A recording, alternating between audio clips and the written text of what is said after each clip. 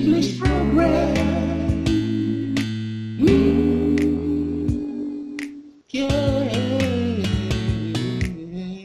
Cool English program makes you speak English for real. Hi ladies and gentlemen, and welcome back to your cool English program lesson. Today let's keep talking about numbers and especially fractions. How do we express fractions?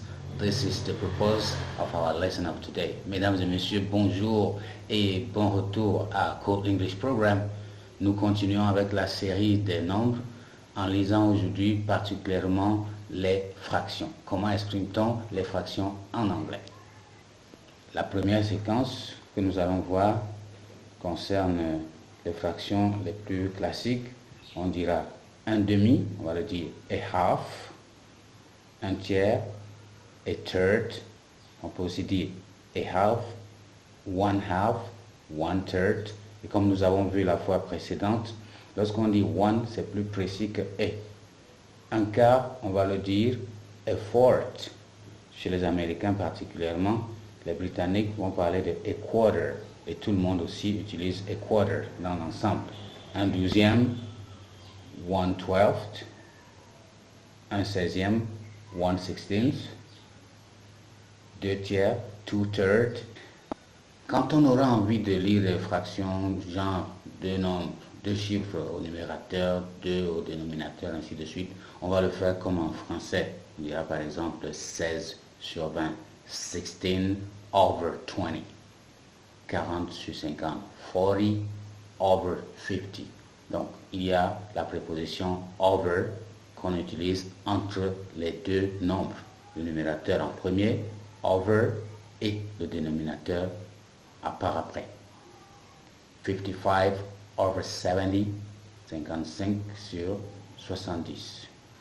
Maintenant, pour lire un nombre lié à une fraction, on va utiliser la conjonction de coordination and, et. Et ça sera, par exemple, si on veut dire 2 et 1 demi, 2 and 1 half. 3 et 5 quarts, 3 and 5 fourths. Le pourcentage, lui, s'exprime en utilisant l'expression percent, que vous pouvez écrire en un mot ou en deux mots, selon que vous parlez américain ou britannique. 25%, par exemple. Vous utilisez le nombre et vous ajoutez percent simplement à côté. Dans la vidéo précédente, nous parlions déjà du séparateur de milliers, et là maintenant nous revenons à propos, mais pour parler plutôt des nombres décimaux. En effet, comme ça a déjà été dit, en anglais, les décimaux se représentent avec le point, et on utilise effectivement l'expression point pour dire un élément. 5,5 va se dire 1.5, 3,6, 3.6. Point, point, à la place de virgule en français. Et on écrit point pour indiquer que ce nombre est décimal. 57.8, 57,8. Alors, vous manipulez les chiffres, vous manipulez les nombres pour certainement faire des opérations. Voyons dans cette séquence maintenant les noms des opérateurs mathématiques lorsque vous êtes appelé à manipuler des chiffres. On a plus, minus, times ou multiply by, divided by, equal ou alors is. On a déjà dit percent. On a, quand on veut parler de carré, on dira squared. Par exemple, 3 squared, 3 au carré. Le cube, c'est cubed, 5 au cube, 5 cubed. Maintenant, quand on veut faire allusion aux puissances, on va dire to the power of. Exemple, 6 à la puissance 10, 6 to the power of 10, 10 à la puissance 2, 10 to the power of 2. Et les racines carrées alors se disent plutôt square root of. Racine carrée de 3, square root of 2. Racine carrée de 10, square root of 10. Le chiffre 0 se prononce de plusieurs façons en anglais selon les circonstances. Il y a le classique 0 qui passe partout. Il y a nil, il y a not, et il y a même O.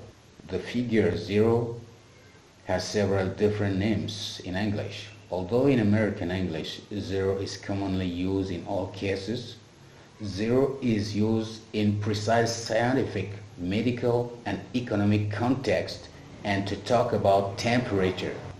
It was 10 degrees below 0 last night. 0 in fractions, 0 growth, 0 profit.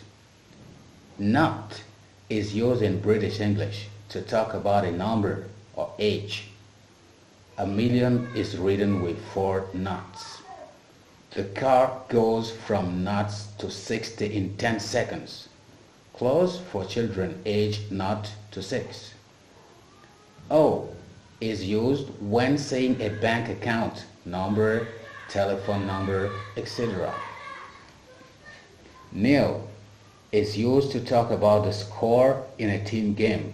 For example, in football, the final score was 1-0. Nil is also used to mean nothing at all. The doctors rated her chances as nil. Now let's talk about numbers using telephones. En anglais, lorsque vous avez un numéro à partager, vous le lisez simplement, chiffre après chiffre, de la gauche vers la droite. Pas besoin de dire 698, non, vous dites 698. Si vous avez un nombre, un numéro de téléphone à 9 chiffres, vous lisez les 9 chiffres du premier au dernier par ordre. Dans une certaine mesure, on peut répéter double six, par exemple pour dire 66, on dit 26, double three.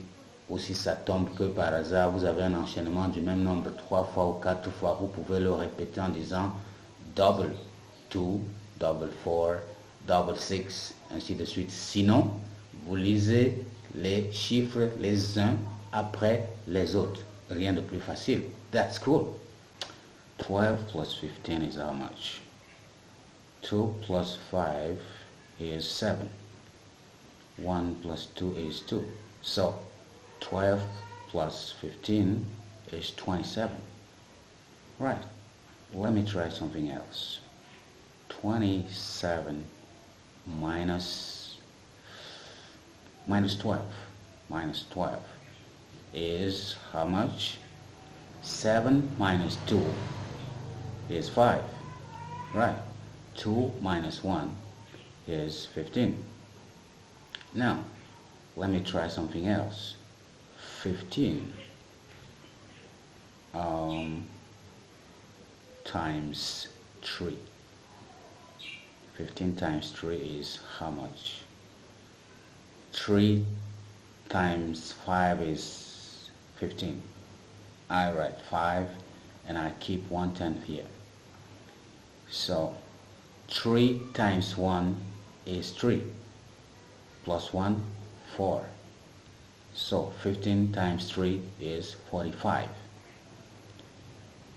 Right, let's try a division. 45 divided by 5. 45 divided by 5. Okay? Because if I take 4 divided by 5, it's impossible. Let me go one step forward. 45 divided by 5. Multiplication table 9. 9 times 5 equal 45. Right, so 9 would be okay. 9. 45 divided by 5 is 9. 9 times 5 is 45. 45 minus 45 is 0. Okay, that's good. Okay, let me try this. If x squared minus 1 equals 0, it means x squared equal 1. Then x equal square roots of 1. 26 minus 30 is -4. Yeah. 6 minus 10 is -4. 7 minus 8 is -1. Ladies and gentlemen, this is the end of this second video about numbers. I really encourage you to start using numbers, including fractions and decimals, inside operations using signs like minus, plus, divided by, multiply or times, and so on, to make it become a real reality in your life. Because you know, Cool English program is there to come along with you. Mesdames et messieurs, c'est la fin de ce programme, ce deuxième épisode sur la manipulation des chiffres. Vous avez pu voir comment vous utilisez les opérateurs, comment vous pouvez intégrer les nombres décimaux, les racines carrées, ainsi de suite. Je vous encourage vivement à les manipuler au quotidien à travers de petits exercices comme vous avez vu au courant de cette journée. I'll be pleased to meet you soon when we're going to talk about ages, date, and times. Bye for now. Cool English program. Hey, that's speaking English for real.